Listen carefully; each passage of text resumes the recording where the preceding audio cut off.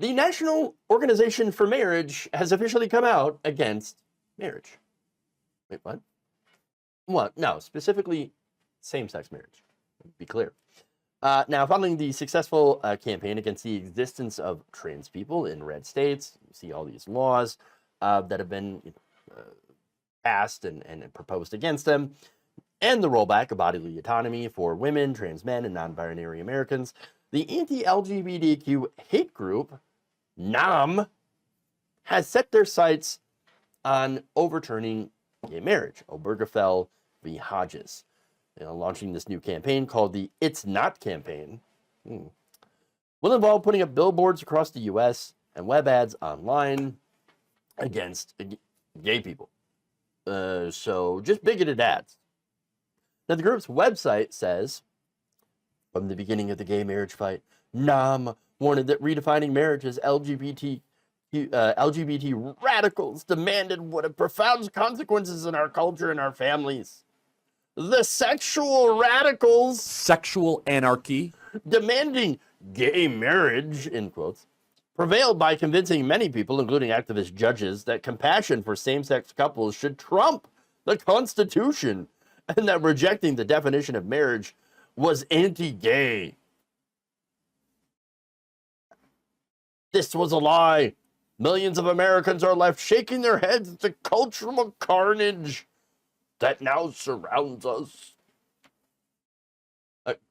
Cultural carnage.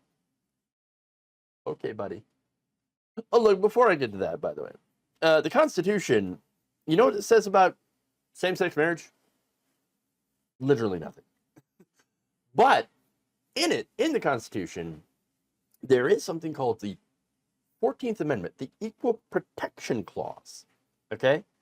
And it says, no state shall make or enforce any law which shall abridge the privileges or immunities of citizens of the United States, nor shall any state deprive any person of life, liberty, or property without due process of law, nor deny to any person within its jurisdiction the equal protection of the laws.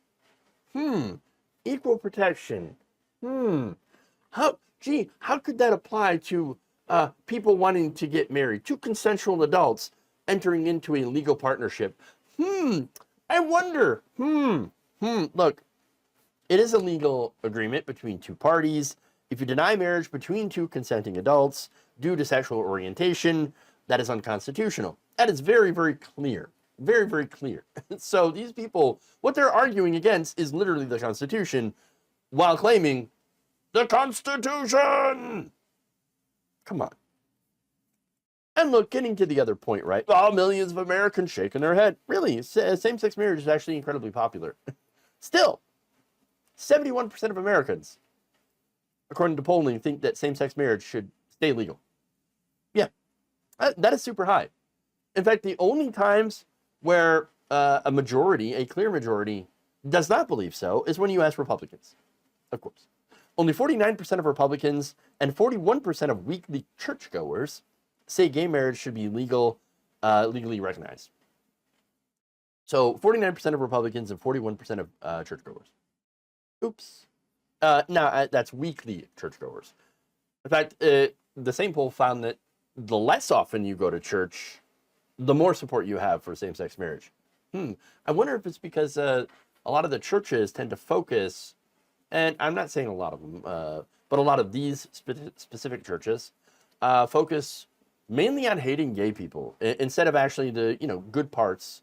And there are good parts about religion, of course, helping immigrants, taking care of the poor, consoling people, when it comes to fear of death. You don't have anything to fear because you're going to go someplace better. Well, no, that's not what they're focusing on. They're focusing on hating gay people, trans people, and that's why a lot of younger people are leaving religion. Now, that said, NAM claims the only region marriage equality ever happened is because of cancel culture. Cancel culture and bullying. What? Now, NAM is incredibly well-funded, okay? And has a gigantic platform. They have all the money that they need to put up these ads. and to, you know, make their presence known and make their viewpoints known. The reason that gay marriage is popular and, of course, is part of law now